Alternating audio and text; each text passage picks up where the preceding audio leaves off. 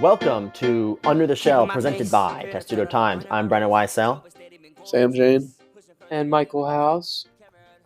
For the first time ever, we don't have a guest that's directly tied to sports, but definitely a name you'll recognize in the DMV. Take it away. All I hear is spit a turtle from the left and right. Let them feel the gold rush. Moving slow and steady, ain't in no rush. Let them feel the gold rush. If you've been to Xfinity Center, Capital One Arena, or even the Footprint Center in Phoenix, there's a good chance you've heard this week's guest's voice. Mawty Maw, thank you for joining us. No question, man. Appreciate y'all having me come on, for sure. We got to start with the name. Is it your name? Where did it come from? Tell us the meaning behind it, how it came to be. So, growing up, a lot of people had a hard time pronouncing my real name, which is Marthaniel. And my cousins, like, y'all know Anthony Cowan. A lot of my family members always gave me the nickname Marty. So Marty, that's how it started, like just Marty. Like, everybody knew me as Marty. So as I went through, like middle school and, just finding yourself in general, like a lot of people started saying Marty as Marty type stuff. So I just switched it to a W, and ever since then, that's been like my name on every platform since I was like in 8th grade. So I just stuck with it, before I even started rapping or anything like that. Everybody called me Marty, so that's how the name came about, for real. When did your musical career begin? Were you always interested in music growing up? Was this something that you kind of got into later in life? How did your music career begin? So my family said as soon as I was born, they could tell how much I gravitated towards music, whether it be like, how babies when they're growing up, a lot of kids gravitate towards different things, whether it be toys, food, just different stuff you can observe. And what they observed with me was it was hard to get my attention until some music came on. They would notice my head would always turn towards wherever it was coming from. So if I heard somebody singing, I was looking. And then when I got to about 4 years old, that led my mom to putting me in the piano lessons and stuff. So that's when I started like, learning music the earliest I can remember. There's all kind of footage of me playing around. Like my dad plays piano, so I used to hear him playing in the house. I feel like that had a major impact on how I started like just gravitating towards that instrument specifically. So when I was 4, I started playing. I didn't start rapping and recording until about, I would say 10th grade. So that's like 2012. High school, I started like, writing and recording and stuff. So I always rapped a little bit in middle school because, just some regular stuff, just being in the lunchroom, just trying to have fun with your guys and stuff like that, impress the girls and all that. But it didn't get serious until like 2012 in high school when I went to the Mather Catholic High School. So I started recording back in like 2012, and I've been growing ever since, just taking it year by year and merging the two, whether it be the the musicianship and the artistry. So that's how I got to where I'm at right now. How exactly did so obviously the song that we all know you from and most Maryland students is the Gold Rush song that they play at the games. How did that come about? Was that something you recorded beforehand, or did they ask you, hey, we want something, here it is? So yeah, I was on my Twitter one day. Well, I'll take you back further than that. So in general, when I started making music for sports teams, that was high school. I started making music for like the Mather and stuff like that. So my name started circulating throughout, the DC metropolitan area and stuff, just DMV area, period. And that led to a lot of athletes supporting my music for years to come. So when my cousin got to Maryland, Anthony Cowan, he started playing back in I want to say he got there 2016. 2016 was his freshman year. I started making music just for their team. Like it was Aunt Mello, at the time Kevin Herter, that mob, like a lot of great guys on that team. And everybody was so cool. We used to just be like in off time, just freestyling around, what I'm saying, just chilling around College Park, freestyling and stuff like that. So it was a real organic connection, I would say, to the players that led to me, just being known in the community. And one day, Connor and Mike Farrell reached out to me, and they told me they wanted to bring the swagger back. So that was the way they worded it. And it was a dope opportunity because it's something I was already familiar with doing. Just making a song for a team, just a team of talent, and just highlighting different points, you know what I mean, that people would be able to kind of regurgitate and also be able to relate to, just because of how, how close and family knit the UMD community is in general. So it did, I would say the interest sparked organically, but it was planned in advance for sure. Take me through some of the writing of that song. I know that, Maryland fans are, know lyrics very well, and you're inserting names and stuff like that. What goes into kind of sitting down and trying to think about how you're going to weave in a bunch of different names and a bunch of different stories into a song?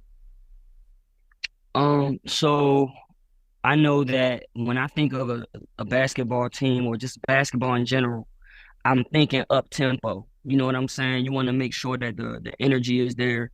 You want to make sure you're driving it. You don't want it to be too stagnant, because the sport's not stagnant at all. So, constant motion, but not too fast. Just something that was fast enough to keep the beat going, but still I wanted it to be digestible. I wanted people to hear what I was saying so they could catch the little innuendos, like, or the little just the little references I had to different players and specific moments in UMD history and stuff. So typically I'll just say whatever comes to mind at first and come up with like rhythm and stuff like that, melody and stuff, and then I'll just fill it in word for word. Like, there were special requests in terms of like, mentioning players, key players throughout the history and everything. So you'll hear me referencing Juan Dixon in the moment where, they won the championship and he throws the ball in the air. Or, just like little things that kind of like just pop out in UMD history. So that was my goal, just being able to go through the past. And there's so much history to name. It's hard to name everything I wanted to. I had a list full of stuff that I just started jotting down, just, you know what I mean? Because it was a big moment. Most teams in the past, I would just go off the top and freestyle, but with an opportunity like this to be able to showcase my not only my skill set, but just being able to showcase my appreciation for the area and in Maryland in general, I felt like it was important to have a list of key things I wanted to be able to express throughout the song and stuff. So that's kind of how it happens. I'll write down some ideas, and then I'll go in the studio and just see what comes naturally, What's your favorite bar from that song? Like, which one do you like the best? That's a good question. I probably would say it changes up from time to time, but I feel like that mellow tremble line was hard. I feel like that was one of my favorite little catch lines. I feel like people really related, or not related to it, but also caught on to that one a lot easier. You know what I mean? So the mellow tremble line I liked the Scott Van Pelt. It was a lot of key lines that, it changes in and out every time I hear it, for real. You performed at halftime. I think it was when the football team played against Virginia this year, if I'm correct. It was the blackout game. Kind of how did that come out? So the way that came about, I ran into Craig Potter at I want to say, what game was that? I don't even remember what game it was, but it was a basketball game. I ran into him and, we exchanged contact. Because the band, just from the video alone, I knew a couple musicians from the band.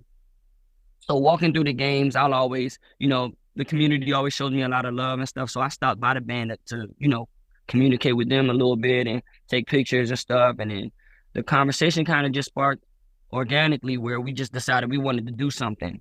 And we knew at the time the season was wrapping up basketball wise. So we wanted to prepare something that would be dope for the football team. Because what people don't know is that I actually started sending the football team music before I even made Gold Rush. Because a lot of my friends from DeMatha played on the team. If y'all remember, like Anthony McFarland, who plays with the Steelers now, DJ Turner, Tino Ellis, a lot of guys that went to high school with me were on the football team. So they actually started using my music first. And like I said, I think in general, what we were trying to do was just collaborate. So we didn't know what it was going to be at first, but because I'm a musician and because Craig is a musician, we decided that we needed to recompose some of my original music, because Gold Rush we did to open up that show, I believe, and then we led into some of my originals like High Hand and so on and so forth. So we had a couple great songs that we could bring to life with the 250 musicians in the band that would just make it way more impactful, than just rapping on an MP3 or something like that. I wanted to ask a little bit about the music video for Gold Rush. I believe you had the UMD band behind you. Was that the band? How did you Yeah. get them to do that for you? And how did you get those ideas for music videos? Because I believe in the video you have the Maryland basketball jersey on and you're Yeah. actually dribbling on the Xfinity Center court. How did that video come about? Really, it was Connor and Mike. They reached out to me in about, I want to say, probably towards the end of 2022. And we started, so that would have been like around December or something, like November, December, I want to say. I hope I'm not messing that up, but I know it was towards the end of the year. And Connor just had a vision, man. He had a vision that he wanted to, capture. And I had the song, I have the instrumentation in my head is flowing. And when I make songs, I'm always thinking about what the video would look like. You know what I mean? So in general, when we connected and collaborated, he was just telling me that, anything I wanted to do, we're gonna try our best to bring it to life. And they had all the resources, like, you'll see us at the shoe store, what was the name of the store? The Home Court DMV. We were at the shoe store, so that was like a dope scene, and shoes, and just wanting to bring culture to it, because hip hop and sports have been connected for years. And whether it be artists wearing the jerseys of the athletes and stuff, and representing their hometown by wearing the their cities, whatever city they're from, rocking that jersey with the kicks, just wanting to bring that culture to the visual representation of the song, and at the same time being able to blend it with the musicianship, because I feel like hip hop in general has become very like, and there's nothing wrong with it, but it's very like techie, you know what I'm saying? For lack of a better word, it's a lot of like, there's not very much musicianship being highlighted. So I wanted to do something different.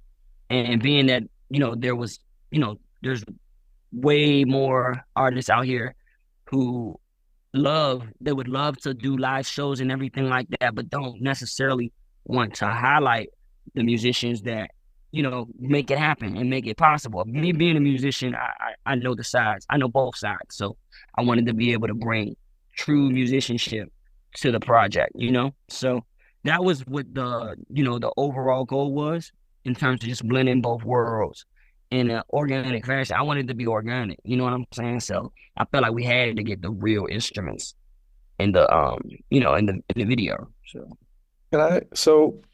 In a thing like this where like you've talked about how like you had it before and like it built up to like these organic conversations, how does like the money work? So like does the university pay you? Does the athletic department, is it all complimentary? Like what was your journey like with that?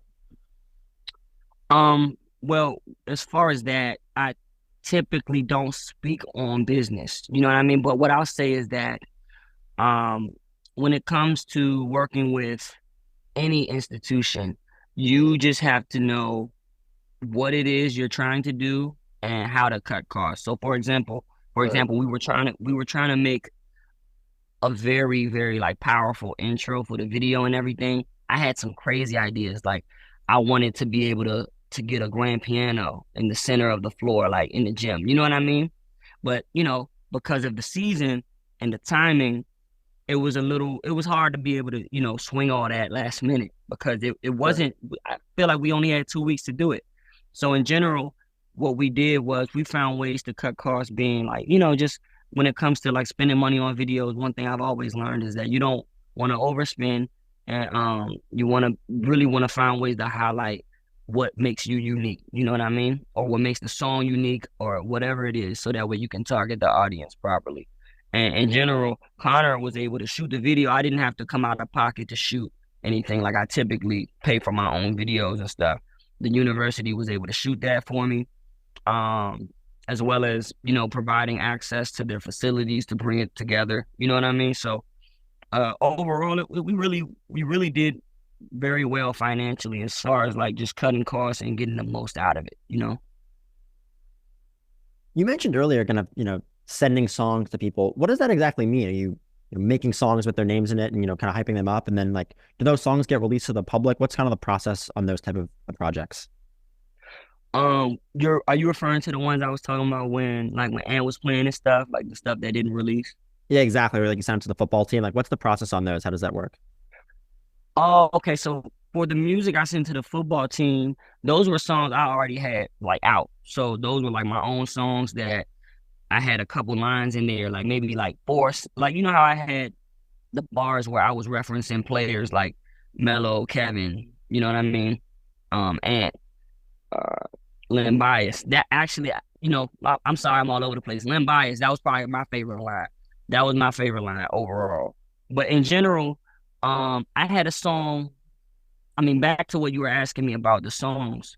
I had a song or a mixtape rather out on SoundCloud where I had a few lines referencing several of my friends that played on the teams at the time. And I think that's what sparked the interest as far as, a lot of teams nowadays are using local talent to put their music in the rotation as far as whether it be highlights, whether it be in-game presentation.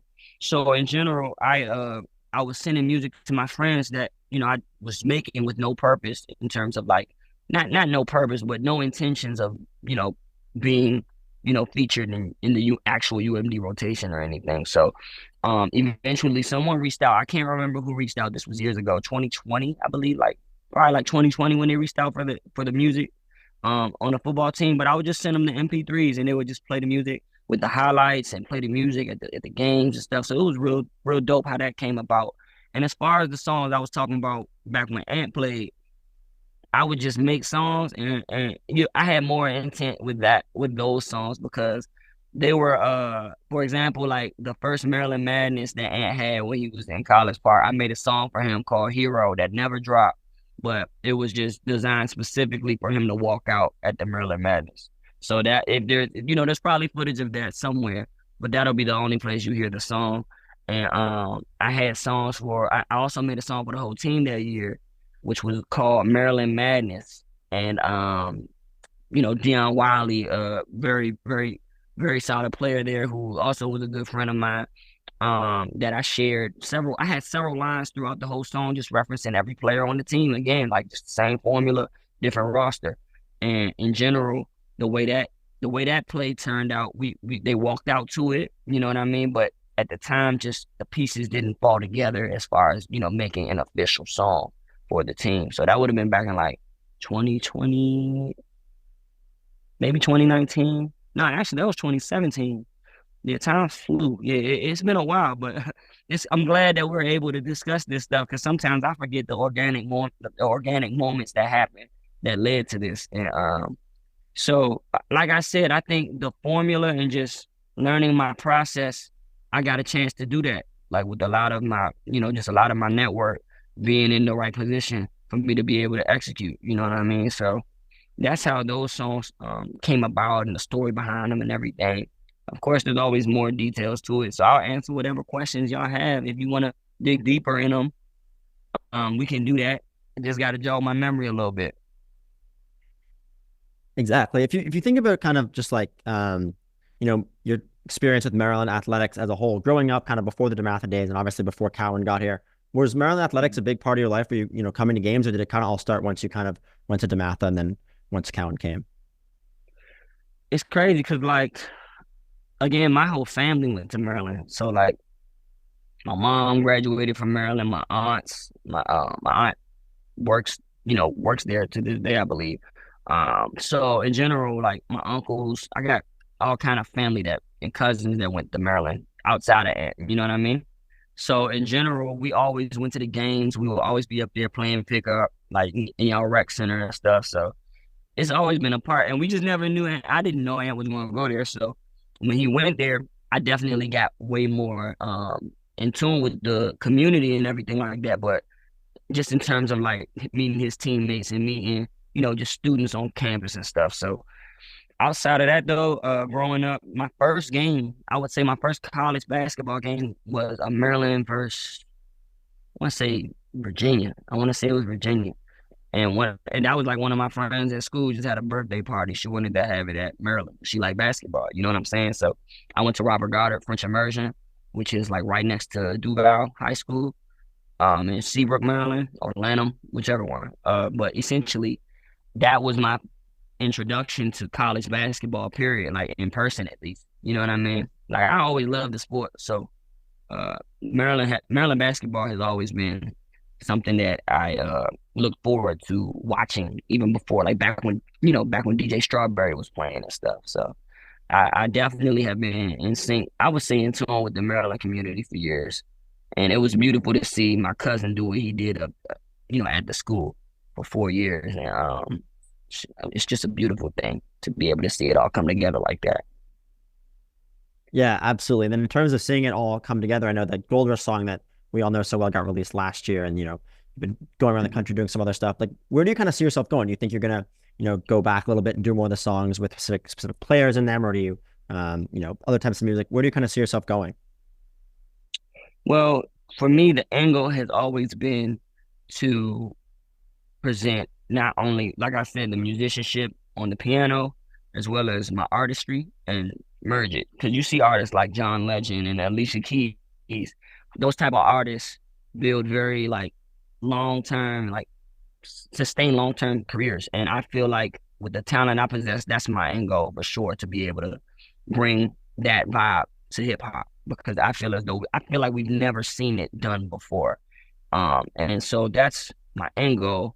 But as far as what I'm doing with sports, it's working. People appreciate it, and I love doing it. So in general, I'll always, be open to creating new stuff to merge with the sports and athletic world and everything. So I got a couple opportunities to play and open at the pregame for the Washington Wizards this year, the Phoenix Suns.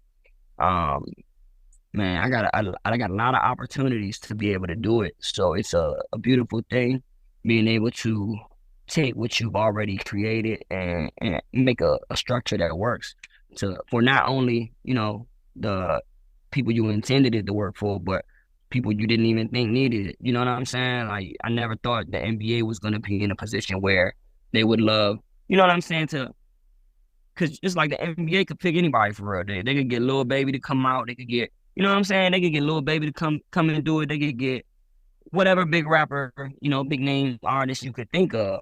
So for them to have found what I'm doing, it just lets me know I'm doing something right with the connection with sports and music. So I'm always going to be open to that. One last question here. So at the end of every episode, we do a snake draft, and we have our guests do it with us. Since we're having our first musical guest today, we're going to do a music-based snake draft. So you get to pick your favorite artist, your favorite genre of music, and then your favorite song. Okay. So favorite artist of all time? Or is it like present? Of all time. Doesn't have to be right now. It can be all time. Okay. Overall, I would have to say Michael Jackson. I got a lot of favorite artists for different reasons, but he's overall probably, I would have to say, he's without a doubt my favorite artist, because just the way I grew up around his music being played by my aunts and my mom, my aunts, cousins, and just hearing the stories of how talented he was, because I never got to see him live. But now that I'm older, I go back and watch his videos, and I'm like, wow, like we really had something with Mike. You know what I mean? Like his concepts, his style, swag, like dance moves, voice, production, all across the board. Got to go Michael Jackson. And what was the next question? The second one? Next one's going to be genre or favorite song ever. Okay. Favorite genre? That's rough.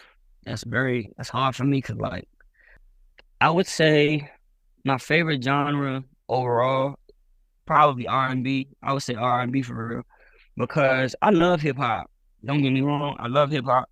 But in terms of what I like to listen to and growing up throughout my life, which one inspired my music, like just inspired me as a person in general, I would have to say R&B has a way of triggering emotion a lot differently than hip hop does. And I personally gravitate towards that. Because like I said, when I was growing up, if I heard somebody singing, I was trying to find where it came from. If somebody rapping, sometimes that can sound like talking. And it's not as like, you know what I mean? And it's nothing against rap. I love rap, but I would have to go R&B, because it's also my favorite genre to play on the piano too.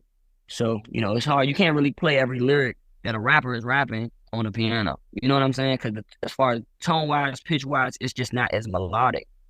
But or it's just not as easy to identify the tones and pitches of a rapper as it is a singer singing a melody or harmonizing or any of that. So I would have to go R&B for those reasons. And it's a lot more musical too. But I got plenty of reasons why R&B. But that's where I'll go R&B for the genre. And my favorite song, I'm gonna have to go Gold Rush, man. You know what I'm saying? Like, I ain't gonna lie to you, change day in, day out. Like, we all got so many songs out here that can trigger like different emotions and or just take you back to a certain moment in time. So, but as of right now, I will have to go Gold Rush. That's my favorite song. Now, outside of myself, I'll say I'm gonna go Usher and Alicia Keys, My Boo. That's a crazy song. After seeing him perform last night at the Super Bowl, I was like, wow, like this is the type of career, you get when you make music for others. Like you gotta know how to make music for other people. And that song is so many people who can relate to the concept and just seeing it brought to life on stage. And again, mixing it with the sports. Like that's typically not the type of music that sports want going on. Like they want hip hop, like up tempo driving music. You know what I'm saying? But they had Usher and the R&B artists come out there and perform several selections. So that was amazing. I would have to go My Boo for a song outside of my own catalog. Well, it certainly seems like That's what you're I at got. least well on your way to making music for other people. So, well, we appreciate your time. Thank you for coming on. It was a great episode, and thank you very much. No, man, thank y'all for having me. I appreciate this. Thank y'all for y'all time, and I'm looking forward to seeing y'all throughout the rest of the season too. I'm gonna pop out to a few games. Flag drop, gotta wave at the highest. Keeping that energy in our facility just so they know not to try it. Red blooded like the bottom of Christian. I walk in the pregame to flights. I'm trying to ball in my city. Like Gold Rush, gold times. Not necessarily the case for Maryland men's basketball, guys. It was great hearing from Marty, but you know, that's probably been the pinnacle or the peak of Maryland's season is that song. When they bring that out, because it's obviously not been the season that Kevin Willard wanted or the season that Maryland fans wanted. Guys, I think we can officially say that this Maryland men's basketball team is probably out of the tournament picture. I think it's official to say that unless they win the Big Ten tournament. The loss to Ohio State this weekend really was just kind of the nail in the coffin that I feel like had already been starting to close and close. The light was starting to disappear. So why don't we give it a little bit of a coronation, talk about, this weekend, but also just, these recent losses have been some killers. This week was just ugly, ugly basketball. Brendan? Yeah, I think the season ended after the Davidson game, but I don't think that's true. But I think you take the early signs from the Asheville tournament early in the season, and the team hasn't actually looked that much different. They've won some good games on the road and still, look like a confident team at some times. But the indication of losing 2 games they never should have lost at the beginning of the season was a huge alert sign and something we definitely looked past. And I think we looked past the roster construction at the beginning of the year too when I did our previews. But the Ohio State game, having 2 chances to win it in regulation, in overtime, missing the free throws, it's not winning basketball. It's very clear this team has not been able to play winning basketball all year, losing so many close games. And, we talked about it in football too, but good teams win games, and it's clear that I'm not sure what the exact issue is. We can talk about it, but this team is just not that good, and they're not winning the close game. I mean, I'm not surprised. This was going to happen at some point with this team. It was just going to be too hard to ride off the momentum of last year. And getting into Kevin Willard a little bit, this is a little bit of the coach that he is. He was never this highly successful coach coming from Seton Hall. He never even made the Sweet 16 there at Seton Hall. He had a career 58% win percentage, which is good, not great for a coach you're bringing into a premier Big Ten team, and only made the tournament 5 times in 11 full years there. Would have been 6 if the COVID season didn't shorten it. But I mean, this is the coach that he's been. There's going to be up and down years. And when you don't have the NIL to fully back you up here at Maryland, I think this is the type of roster that you get. Talk about the close games a little bit that Brendan talked about. Maryland is now 3-8 in one possession games or games that went to overtime. They added to 2 losses this week, obviously. And I think the Ohio State game was obviously a bad loss.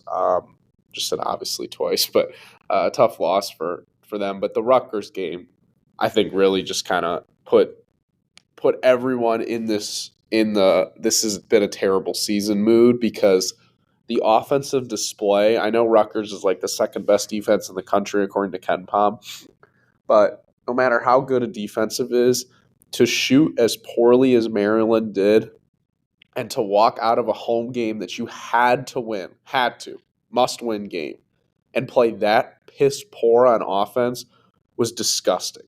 Absolutely disgusting. I mean, there were guys in crunch time. I mean, Deshaun Harris-Smith is broken. Like, at this point on the offensive side of the ball, it's just that's who he is as a player right now. He had a chance. Maryland was down 1, I think, with around a minute left. He caught a ball on the left wing, wide open, like butt naked open. Instead, he chooses to make an extra pass to Jamie Kaiser, who the defense is rotating to because they're trying to rotate away from Deshaun Harris-Smith because he's such a non-threat from 3. He passes it to the covered man. Kaiser then throws a cross-court pass to Jameer Young, or intended for Jameer Young, I suppose, because it ended up in the coaching section. It was that bad of a pass. That sealed Maryland's fate. Game over. Season over. It was just a summary, I think, of this team's offensive struggles all year. They were constantly looking to Jameer Young, no matter the situation, and they didn't have enough guys who were able to finish plays that Jameer Young created for them. And when you have that, and when he doesn't play great, like how he did against Rutgers, and played pretty solid against Ohio State, but it wasn't as if like he was completely dominant in that one. You're gonna get a season like this. So I just thought that was ever apparent in this week's games. You brought up crunch time there. I was very disappointed with the plays at the end of the Ohio State game. I mean, 2 of them, it just seemed like give Jameer the ball, let him try to figure something out. And then the last one was just a terrible Donta Scott look. I don't know if Kevin Willard had plays that were originally drawn up and supposed to generate better looks, and they just kind of didn't work, or if that's what he's calling and just trying to give the ball to Jameer, which has worked for them on occasion, but they had 3 different shots there to try to win the game, or at least tie the game with the one in double OT. And it's just like terrible look after terrible look. It's like, I don't know what he was doing on the sideline watching that.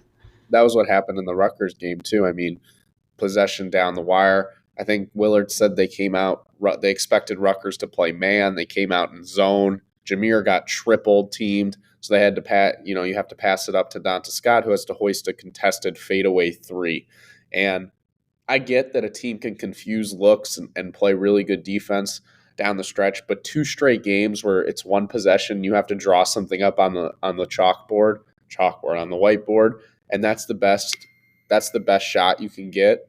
It's not great late game execution. I think the record speaks to that. What did you think about what Willard said after the Rutgers game, talking about how it wasn't the Rutgers team that they had seen for the first 19 games, because I think Jeremiah Williams came back, right? What were your thoughts on his comments there? Willard's supposed to be a good in-game adjuster, but those comments show that he does not know how to adjust in-game with the roster that he has, I feel. It shows the complete opposite. How do you say it's a completely different team? You have 40 minutes. You have 40 minutes to make an adjustment, and it's just, they're a different team. We prepared for a different team. There's nothing we can do.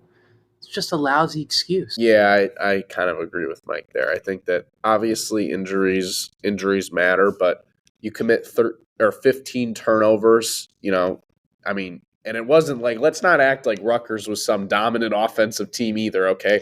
The combined shooting percentage from the field in the first half, guess what it was, y'all? 29%. That's not good. I was going to guess 29%, so, perfect. Look at that. I mean, it's not great. I mean, but at the same time, Willard also, I want to give him credit. He wasn't like shying away from it either. He said, he talked about how the starting lineup wasn't good enough, and then on Sunday he made the change to go to Matty Troy, and we can talk a little bit about that move. He said how that they were just lackadaisical on the offensive end, I think was the quote. So it's not like he was shying away from it either, but that Rutgers quote seems like a little bit of an excuse that doesn't have a lot of weight to it. Yeah, starting lineup for the Ohio State game inserts Jamie Kaiser and Matty Troy, which I thought going in, you kind of look at the numbers and how much they'd played. It's a really questionable move. But then you watch the first half of that game and you think, well, where has Matty Troy been all season? Scored the first points of the game, looked very good. And then I thought it was odd that he just didn't play at all really in the second half. Because, he had to play the guys he trusted the most. Like, I guess the addition to the starting lineup is great and all. It adds height. You have him and Juju. It's a pretty tall lineup. But at some point, you're going to want to put in your most experienced guys. So it's just what happened. And that's what happens when you don't really play a dude up until now they're 13-11. That was the 24th game of the season. Yeah, now you're giving a guy starter minutes. I think too a problem with the late game, the late game struggles. Sorry, just look at the minutes. I know it was a double OT game, but Jameer played 47 minutes. Juju played 49 minutes. Donta Scott 48. DHS played 41. The guys are going to get tired, so that's also a factor. But I can tell you one thing. Matty Troy could not have been worse than what Callum Swanton-Rogers has been bringing to this team. So it's a surprise they haven't tried it earlier. But anyway, I have a quick couple questions here. Quick for you guys, quick game. So as we're looking back on Maryland season, it's not over yet. So I'm going to give you some moments of the year, and I want you to tell me if this was a moment that made you think differently about the season, okay? So, at each point of the season, did you change how you thought about Maryland and why? All right, so start it off. We're going to go to what Brendan alluded to, the weekend in Asheville when they lost to UAB and Davidson, both one-possession games. UAB game, particularly when you saw Eric Gaines break away for his 800th dunk of the game. Did those two losses change what you thought about Maryland at the time? And kind of, did you think that loss precluded to where they're at today? Hard to say, right? Because last year, Maryland started 8-0. They did well in their early season tournament. And, people weren't really expecting that. This year, the complete opposite happens. People were expecting them to start very well, and then they go and lose those two games. But at the time, I still kind of attributed it to very early season, new freshman. And at that point, I thought, this team definitely isn't what we thought it's going to be. But I would have, if you'd asked my prediction at the time, I probably would have said they'd still finish top 5 in the Big Ten. Mike, what do you got? I got to agree. At the time, thought it was because it's a young team. A lot of these guys have never played collegiate minutes before, a lot of new faces. And those performances from the young players, from DHS, from Jamie Kaiser, Jonathan Lamoth, who we've really not seen at all this season at all, that stayed the same. They still don't look college ready half the games they play. DHS, like Sam's alluded to, does not have a jump shot, and that really hurts this team's ability to be able to use him because he has to be able to shoot, to be able to drive well, and have defenders respect both of that, but just doesn't really work for him. Yeah, I agree with both of you guys. Good answers there. All right. Did it change how you felt about Maryland's team, ceiling, whatever, when you looked at the transfer portal? Hakeem Hart exits, Ian Martinez exits. Did you see it having this big of an impact at the time? It's been a way bigger impact than I ever could have imagined. We didn't think that the Hakeem Hart loss, especially in terms of shooting, I think is where it really kills them. Hakeem Hart would have been their best shooter on the offense. I don't think that's debatable. Would you guys agree? Yeah. One of him or Martinez.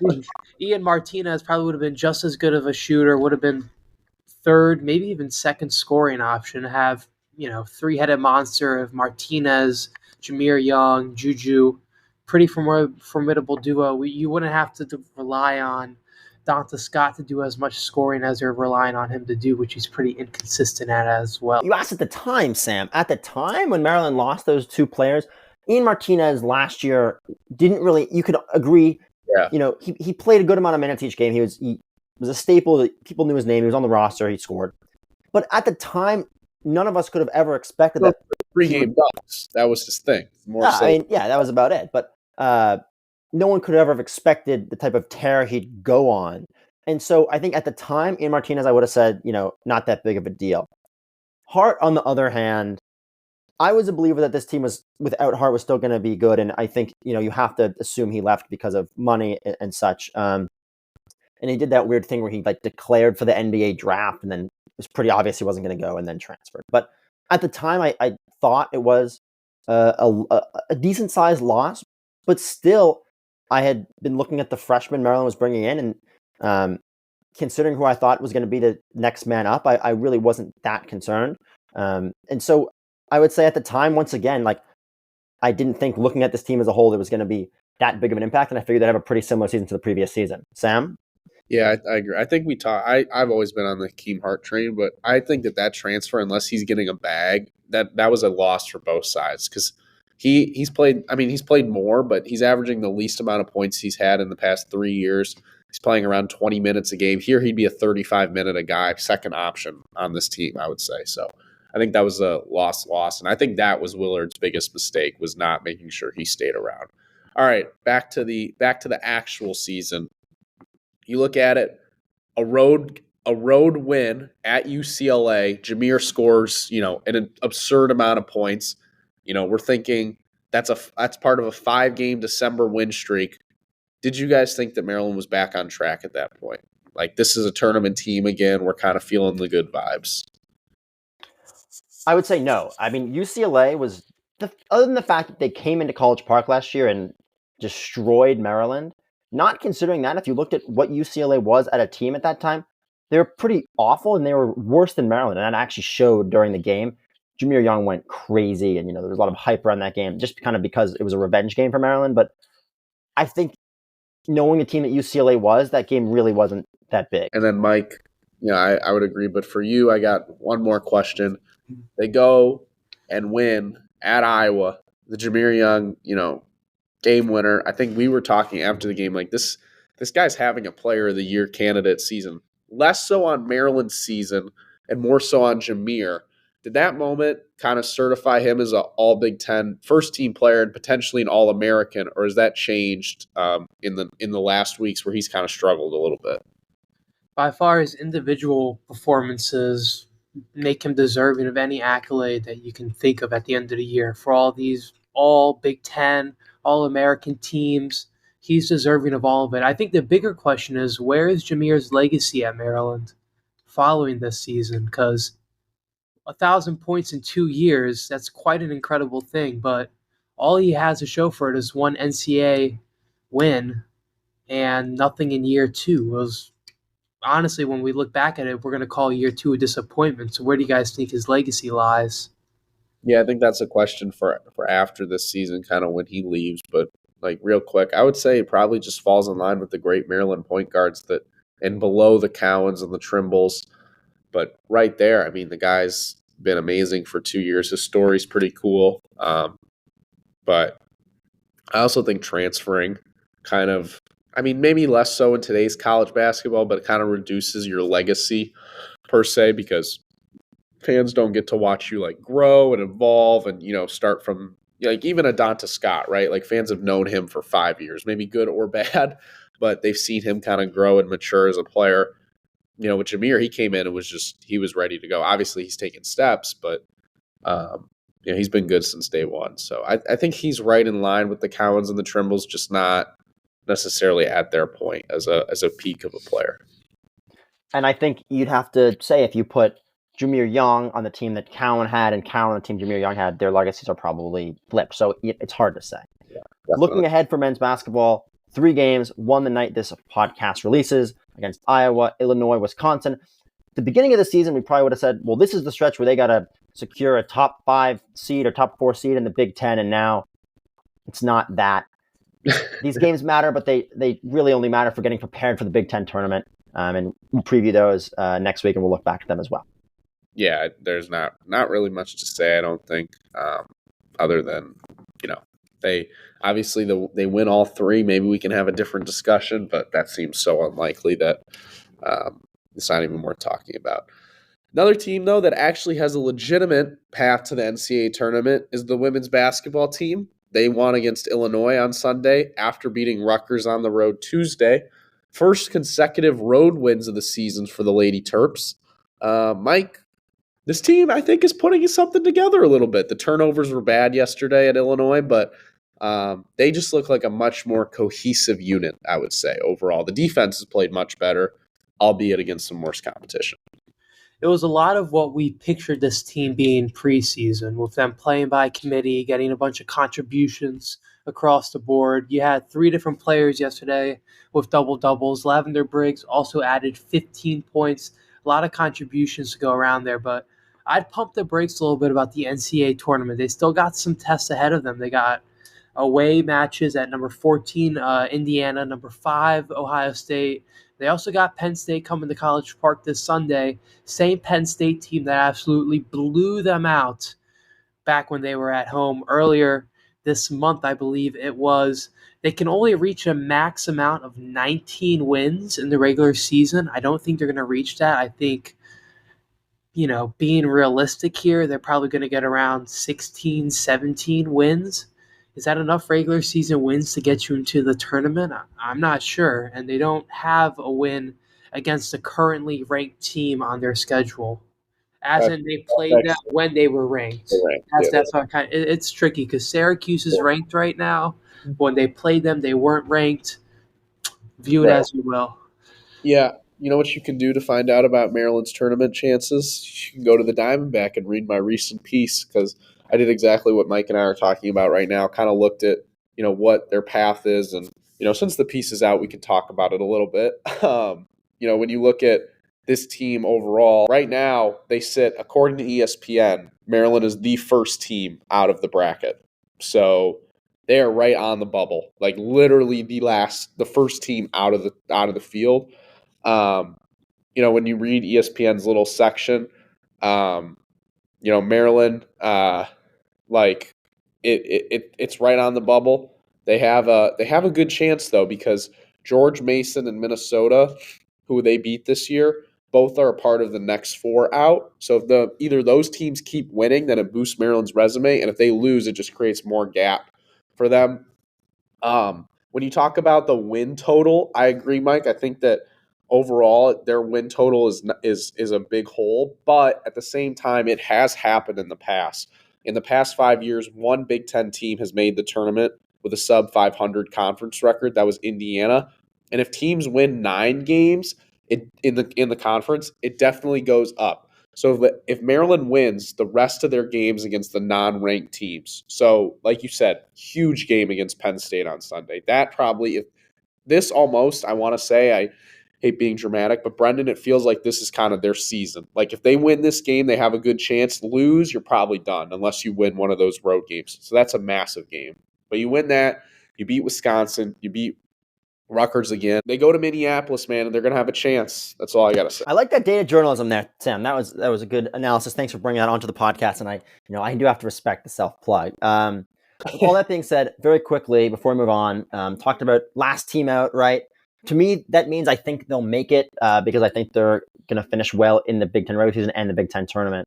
But what's the best this team could do in the NCAA tournament? Everything goes right. I mean, I think no one's going to sit up here and say they're going to make the Final Four, but how far could they make it? Maybe you're going to say that. I don't know. Depends what seed. I think if they're if they're a 10 seed and they beat the 7 seed, this is a team that could upset and get to the second weekend just because I trust Brenda in March. But realistically, probably a second round exit. I think they could win one tournament game. They have high caliber talent. That's just what feels a little different, and once you get out of the Big Ten where everyone knows your offense and kind of knows what you're doing and everything like that. And Maryland has players that have been around a long time, like a Lav Briggs, a Shai Sellers, Brene Alexander. Teams know what their strengths are. I think they could make some noise, but maybe I'm just a little biased. I want to see a team I cover go for it. I think they could steal a game in the tournament, but I'm not sure about making it to that second weekend. It just seems so big of a jump for them to make, and they haven't really made any jumps like that so far this season. Someone's got it. Okay. Yeah, I mean, either way, we'll have to see where it goes. And I think that Sunday, I think we can all sit here and agree Sunday is a huge game for them. That's a must win. So we'll see what happens there. But it's a fun end of the season, and at least we have some sort of positive from a winter sport. Spring sports are starting a little better though. Okay, hey, we got the men's lax, women's lax. Real quick, Brendan, because we have a bunch of sports to get to. Take us through what happened as both teams now still undefeated. Something you definitely could have expected. Not a ridiculous sentence to say both Maryland lacrosse teams are undefeated. Let's start with women's lacrosse, who faced off against St. Joseph's. Made a prediction. They beat them last year 15-5. I thought it would be similar. Beat them 16-3. Highlights from that game. Eloise Clevenger was 1 assist short of her own record for assists in a single game. She had 10 different people scored. Got to get a lot of people in that game. Freshman in the game, good outlook for the rest of the season. Outshot St. Joseph's 42-17. These teams really, they played, but in terms of matchups, this is the team that Maryland will win this game 100 times out of 100. More on the St. Joseph's coaching at the end of the episode. Maryland didn't allow a goal to the second half.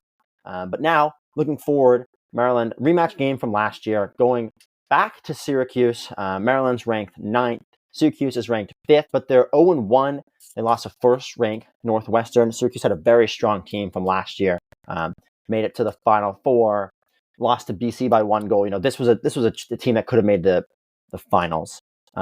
Just an interesting hit. Emma Muchnick, who was on the Maryland team last year, she was a freshman, really was in a very limited role. She transferred to Syracuse, and she had 1 goal in the Northwestern game. She didn't play that much at Maryland, so she's finding a role at Syracuse, but a bit of an interesting transfer there. Syracuse is a pretty similar team to last year. They lost 2 people who are top 10 in points in program history, but overall still going to be a very solid team. And Maryland has 8 ranked games currently on their schedule, and this is the first of them. So big game, big revenge game from last year, and I would expect it to be a 1, 2, or 3 goal game by the end of it. Yeah, I think this team, Kathy Reese, she's awesome, man. They didn't play amazing, and in the post game, she's talking about how it wasn't a good enough of an effort in a game they very easily handled. So I think that's kind of a sign she might like this team. I know maybe I'm looking too much into it, but I think the women's lax team might be the best team that we have here in College Park. So I'm excited to watch how they play out this year. Corey Edmondson, I'm super excited to watch her in year 2. The Clevengers, obviously, too. It's going to be a fun year, I think. I agree. They're playing with energy. Team has good vibes. I agree with you, Sam. It's going to be a good season, and I would project it's going to be better than last. Men's lacrosse, they had a huge revenge game on Saturday. Beat Loyola Maryland. Like I said last week, this was the team that, kind of derailed Maryland's season last year. Logan McNaney went out towards ACL, and, it was a close loss and set Maryland kind of down the wrong path. This year, an absolutely different game, complete opposite. Maryland wins 11-4. Maryland's first 8 goals by 8 different people. But I would say the highlight of this game was really the defense. Last week, Loyola beat a ranked Georgetown team, and they had 18 goals. This week, Loyola Maryland didn't even have that many shots on goal. Ajax Zapatello and the rest of the defense held them to 16 shots. Logan McNaney in the revenge game had 12 saves. Maryland 14-4 on faceoffs. Truly just a dominant game for Maryland, and I think part of that has to do with the fact that this game last year for them was such a, set their season down the wrong path. They're off this week, though, so time to recover from that game, and then they'll get Princeton next week in College Park. Yeah, I think another thing that kind of is a good sign almost in a way, good and bad sign. So I read a Diamondback piece today about the offense, and it's not been necessarily we talked about the defense in game 1, but their scoring hasn't been great. I mean, they had a 33% shooting performance in the first game and then followed that up with a 23% outing in this game. So it's not as if the offensive attack has been so elite, right? I mean, there's only been 3 players to even put up at least 10 shots in the first 2 games. So they're not necessarily firing on all cylinders, but I think that's almost a good sign that you're still 2-0 and your offense hasn't really gelled yet. Which I know, I mean, I'm not a lacrosse expert, but I think it takes some time, I would assume, to kind of get in gear, especially with all the people they lost. So interesting to see how that plays out. Offense is not something that you have to worry about with the Dirty Terps and the Shell, because baseball is back, baby. Starting this week, we have the Diamondback beat reporter, our very own Michael Howes, covering the baseball season. Mike, give us a briefer season preview than what people can read at the Diamondback, I assume. Briefer season preview. I guess to sum it up, this is going to be a little bit of a new looking team. Of course, you have new head coach Matt Swope, and only 15 players remain from last year's team that won the Big Ten tournament and regular season. They had 6 different players drafted, including Matt Shaw, Nick LaRusso, Luke Schliger. That really good offensive trio they had a couple arms drafted, a couple transfers after Rob Vaughn went to Alabama, but this is still a Maryland baseball team that compete. Matt Swope, he brought in 14 transfers, 16 freshmen following that coaching change, and a big emphasis for him was pitching.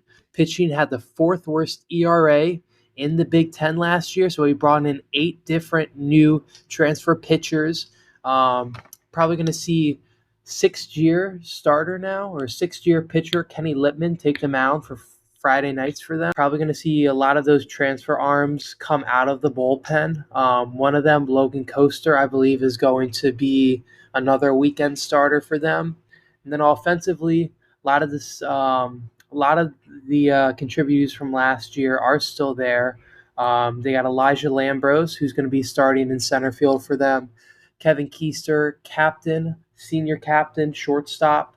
And then a big addition that they got for offense was second baseman Sam Honar, who you can also see perform at Looney's some nights. But a lot of new faces, some of the returning stuff, and I think that they can still compete in the Big Ten. It's going to be difficult, though. Indiana and Iowa are pretty good. All right, Mike. So we did it for women's basketball. We're going to do it for baseball too. I got some over/under questions for you. Okay, All right. Brendan, if you feel the need to chime in with any of these, go right ahead. So, first question for you: does this team, in Matt Swope's first inaugural season, over/under 1.5 ejections that we see from Matt Swope? I think we saw only one last year for Vaughn. Yeah. I think you got to get an ejection your first year. That's You what I'm have to. saying. Yeah, So you have is it 2? So does he get 2, or do we think it's 1? just one. Okay, so we're going to take He's a the. mild-mannered guy.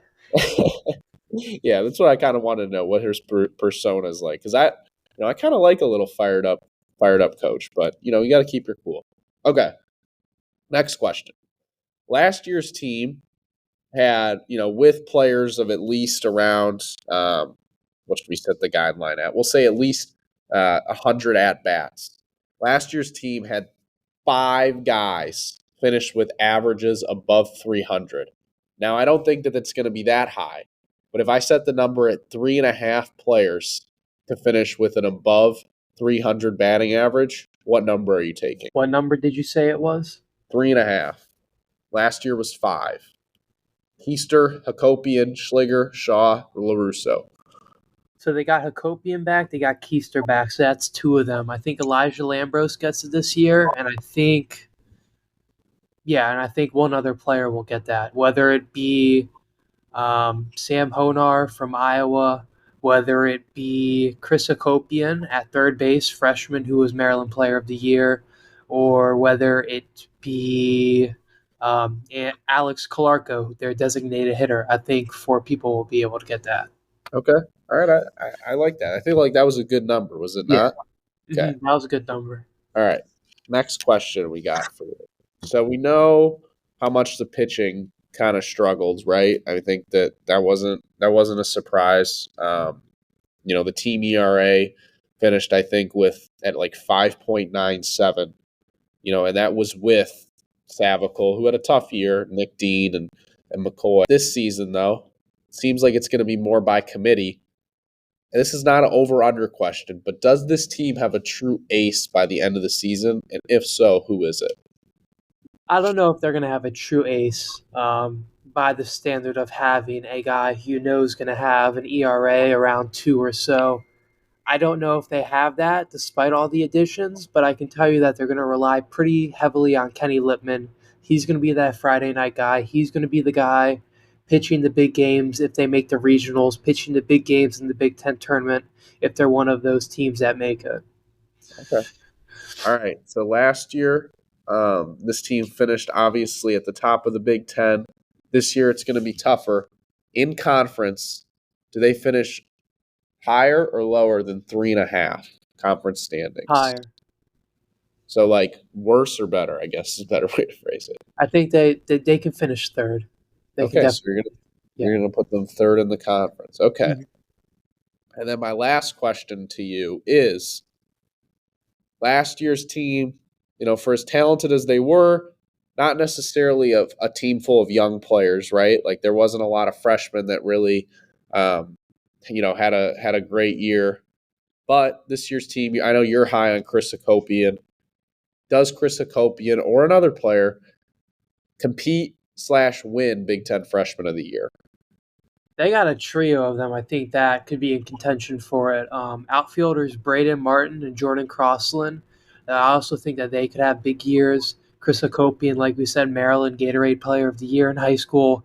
He could have a big year, so I could definitely see them doing that. Yeah. Okay, Mike, last question for you. Does this team make the tournament? No. Okay. Well, that was our Michael House season preview.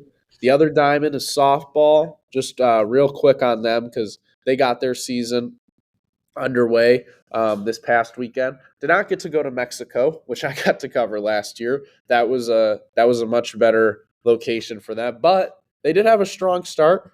They beat Loyola Marymount 8-1. Courtney Weish yet again, another dominant performance, but they had a 3-game losing streak before that. So Lauren Karn, obviously some tough opponents. They lost to UCLA.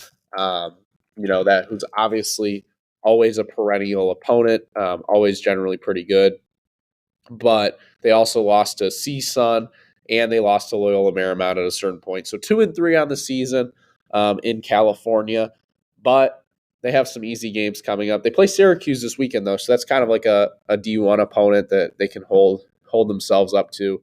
Brendan, real quick, what do you think is like a successful first season for Lauren Karn? Because we haven't really talked about that much. Yeah, it's a good question. And I think, you look at both teams, Maryland baseball and softball, both teams with new head coaches. And so I assume we'll be drawing some similarities between them. Future guests, potentially? I would like to think that's hopeful. Right, drawing similarities between them. I think not going to make the NCAA tournament. I think that's pretty obvious. Yeah, no shot. It's hard to say. Let me look at exactly what they finished with the record last year to have a bench point, just so I know exactly kind of the marks. They were on the tournament bubble. Yeah, I remember that. Last year, and then record-wise, I think they finished with I have it pulled up right here. They finished with a 38-19 record, 500 conference. I think wins in conference would be good. Yeah, I was just like getting back to 500 in conference, just based on what we've seen in the first 5 games, and people who left, not going to be that likely. But I'll say getting within 2 games of being 500 would be strong, and then winning a couple games in the Big Ten tournament. Yeah, real quick, just like a quick primer. Players that left: home run leader Amelia Leck, Trinity Schlotterbeck, who was this team's second best pitcher last year. Cameron Davis, who transferred, Mackenzie Greco, Taylor Ligori. Key players to return to watch out for: Courtney Weish, their ace, Sammy Woods, Megan McCamey. Some young players that they got coming in. So it should be a solid rebuilding year, but Karn's going to have her work cut out for her, and it'll be fun to follow them all year. Yeah, and it's the time of the year where we're just packed with sports. Spring is ending, and spring is starting. Winter is ending, and one final sport. Go over to wrestling. First time ever Maryland has won 2 matches in Big Ten play. Got a win over Michigan State over the weekend. Jackson Smith, Michigan State brought it back. Maryland started off 11-0 lead. Jackson Smith clinched it. One more opponent in the Big Ten going to face Rutgers, and then Big Ten tournament will be coming to College Park. So there we have it. We capped 6 or 7 sports, got them all done, and there's, we'll continue to follow these teams for the rest of the season, and then, in the spring it'll be a bit lighter. But sorry for the length, folks, but this is that time of the year, and we had to celebrate the men's basketball. We'll be talking about them less and less as the season progresses. So exactly, but because we had a musical guest on, gonna have to do a musical draft.